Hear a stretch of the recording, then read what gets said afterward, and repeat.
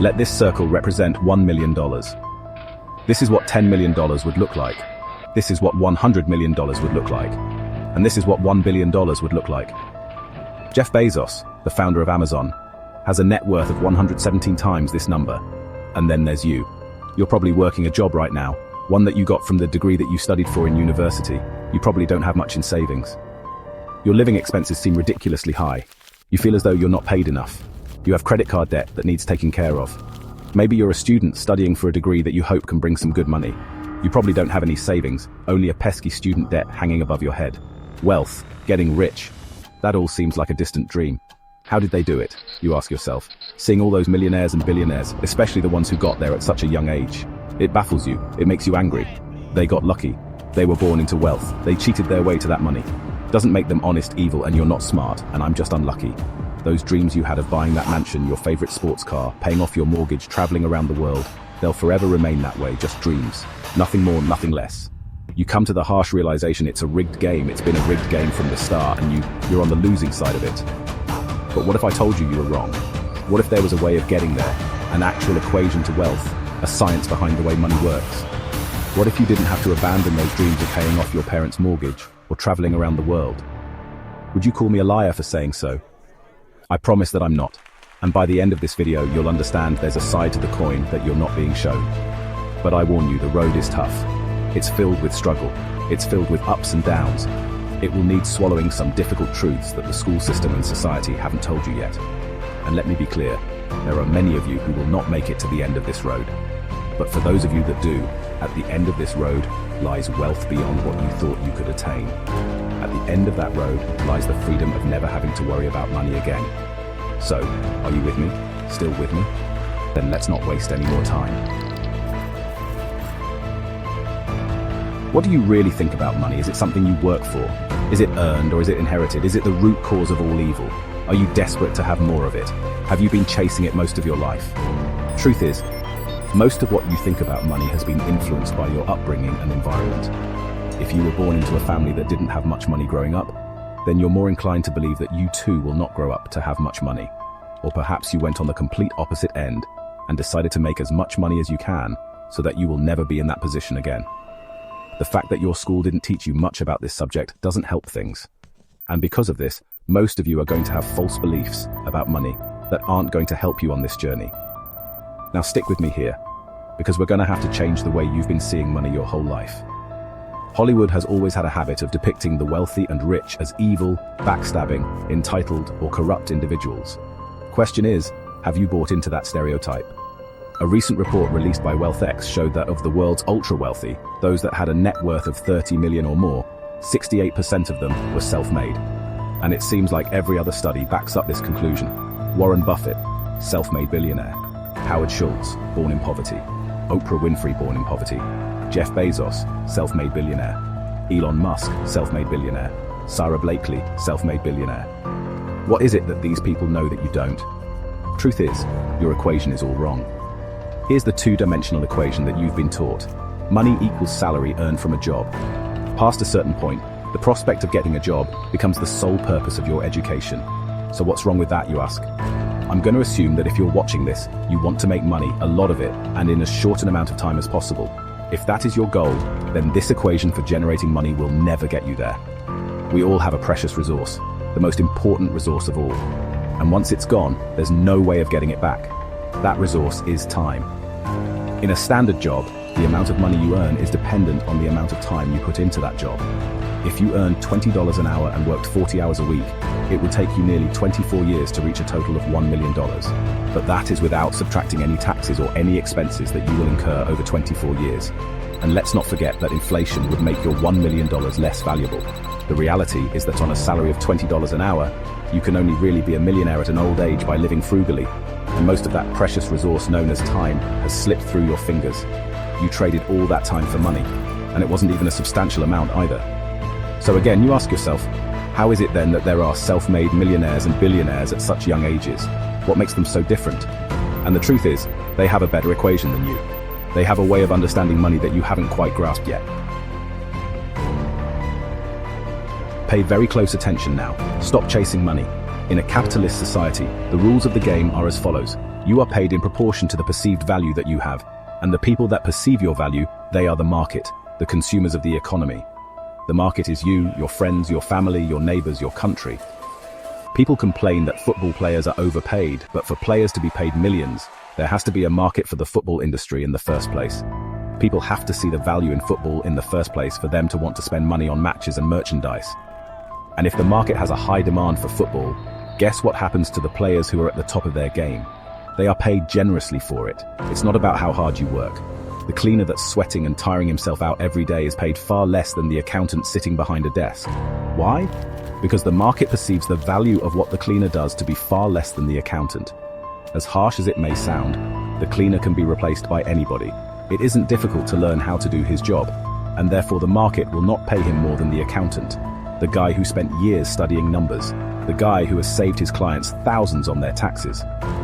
But even so, we just discussed how getting a job isn't the right equation to amassing a great amount of wealth in a shorter period of time. So then, how can we increase our perceived value? What is it about people like Elon Musk or Jeff Bezos that makes their perceived value so high? The first step to this equation of wealth is quite simple. If you want money, solve problems. If you take a second to digest this statement, you realize that just about all money runs from this basic premise. If it solves a problem, money will be thrown at it. If it's $1 million problem, then the solution will make you millions. If it's $1 billion problem, then the solution will make you billions. Think about all the problems that our society, like Amazon, solves. The hassle of going to a store, the hassle of having to wait weeks for a delivery, cheaper prices and so on. Not to mention all the other companies that Amazon owns, and the problems that those companies solve. Jeff Bezos helped solve $1 billion problem and was awarded favorably for doing so. If you've been chasing money, then you've been doing it all wrong. It sounds almost paradoxical, but if you want money, it isn't money that you should be looking for.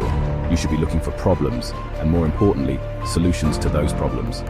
And once you've found that solution, make a business around it. Wait, so that's it? Just solve problems and money will appear? So I'm going to have to create the next Amazon for me to be rich, or the next Facebook or Google. You've got to be kidding me, right? I don't even know how to code. I don't even have the money to start something of that scale. Hold on, you're once more going into old patterns of thinking. Start with a problem. Always start with a problem. Listen to the market around you. What are people saying they don't like? What are people saying they wish existed? What are people saying frustrates them? What do people think is incredibly inconvenient? Is that a problem that you can solve? And also, is it a problem that is worth solving? Music. The final step of this equation to wealth is finding a scalable solution to the problem. Your solution needs to affect a magnitude of people. Starting a restaurant? Well, that's not scalable. You're constrained to the local area and the footfall of that area. But a franchise, now that's more scalable. Is your solution a piece of software? Then that means once that software has been built, you can scale it infinitely online without needing to worry about things like production or shipping costs, as it's all done virtually. Good luck finding infinite scale with a job, but be careful. Does your solution require your time to generate money? Let's say you were a yoga teacher that charged $100 per hour. Congratulations, you only made yourself another job disguised as a business. There's only a certain amount of lessons that you can feasibly do in one day, and therefore your income is time-bound. But if you created an online yoga class that ran 24/7 with lessons you only had to create once, now that is scalable. Scaling your solution is critical here, so do not get lost on this point. Automation also plays an important role. Systems and processes will keep your business running like a smooth machine if implemented properly. If there is something in your business that you can outsource to somebody else, or hire an employee to do it for you, assuming it financially makes sense for you to do so, then do it. Tasking yourself with everything is a bad thing. As much as you may think you're the best, there's someone out there that can do a better job than you. Once you've found a solution, it's your job to make sure that solution can be accessed by everyone in your market. It's not about your ego, and it's not about what you're passionate about. The market doesn't care about your passion, so now that you have your profitable business running with the right systems and processes in place, it's time to move on and reap what you sow. There are two likely paths you're going to face at this point. You either continue your business or cash in and sell it. This is the acquisition. The moment someone buys the solution that you spent years building a business around. This is Instagram being acquired by Facebook for $1 billion. This is PayPal being sold to eBay for $1.5 billion, of which $165 million went straight to Elon Musk's pocket, and the countless other liquidation events that happen across the world. This is where all the effort that you spent building your company comes to fruition. And if you choose to continue running your business, well, there's a multitude of reasons for you wanting to do so. Maybe you love the company that you built and want to stick with your baby. Maybe you think you can add more value to the company and sell it down the line for more than it's currently worth. Perhaps that business runs passively in the background, so you don't have to do much to keep the wheels turning. Or maybe it's a combination of these three things. Either way, you did it. You solved a problem that the market wanted solving, and it rewarded you favorably for doing so. And so now I ask you, what was it all for anyway? For most of you, it was never about the money. Money is just a piece of paper, a number on a screen. Its value is only backed up by our belief in its value. From the very start, this was never about the money. Paying off the mortgage, buying your dream car, traveling around the world, never having to worry about your financial situation. It's the freedom that you were looking for. Your destination wasn't anything monetary related. It was a feeling, a sensation, the ability to do what you want whenever you wanted, without ever having to cast the thought towards, can I afford this? Have I used up all my holidays for the year? How am I going to pay the rent? Will I be able to live off my pension? What dreams will I have to sacrifice because I can't afford to pursue them? The most important lesson from this video was never about the nature of money. It was about the one valuable resource that we all have, the one resource we will never be able to reclaim. Time. Is giving up a large chunk of your time towards a job that you probably don't like worth it? Is your life settled on working, coming home, watching the telly, sleeping, waking up the next day, and repeating the same cycle till you retire? How many more hours of your life do you let slip through because of this pattern? Or perhaps you're fine with that reality. Perhaps you have no other choice but to follow that path for the time being. And if that's the case, there's nothing to worry about. The most you got from this video was a little entertainment and maybe a change in perspective. But there are those of you that understand the other side, those of you that have the desire to never need to worry about money ever again. And so I feel the need to remind you, stop chasing money. Chase problems, and find the solution to those problems.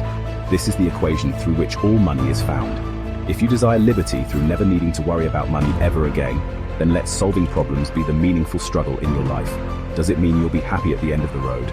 Doesn't mean you'll feel fulfilled. Only you can answer that question. But if your struggle is meaningful, then perhaps it's worth pursuing. And there is your equation to wealth. Of course, I missed out on a lot of intricacies in this video. The topics of business, money, and entrepreneurship are far too vast for me to cover in a single video like this. But if you do want to get started on this journey, I do recommend you read the works of MJ Demarco, who heavily inspired me to create this video. And it's also important to come back to an original point that I made at the start of this, which is that most people will not succeed for various reasons. But the most important part is failing fast and moving on to the next thing.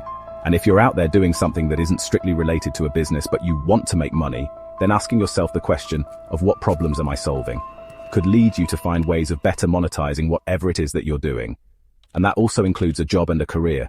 If you can solve more problems and find more solutions at your place of employment, you have something that you can use to leverage a higher salary. But I will end this all on the same message that I have repeated numerous times in this video. Stop chasing money and start chasing solutions to problems. Hey, you've arrived at the end of the video, and thank you so much for watching. But don't click off just yet. I do want to take the time to say thank you very much for watching to the end. These things take quite a few sleepless nights to research, script, film, and edit, so you can't imagine how much I really do appreciate your support. If you genuinely enjoyed this video, then don't be shy, hit the like button. And if you disliked it, hit the dislike button twice just to be sure, and comment down below and let me know why. My goal with this channel has been to create entertaining documentary-style videos on business, finance, and life in general. And if that sounds like something you'd be interested in, and you'd want to tune in for more, hit the subscribe button and hit that notification bell. Make sure all your notifications are turned on. But with all of that being said, I hope you have a wonderful rest of the day. As per usual, my friends, hand ahead, salute.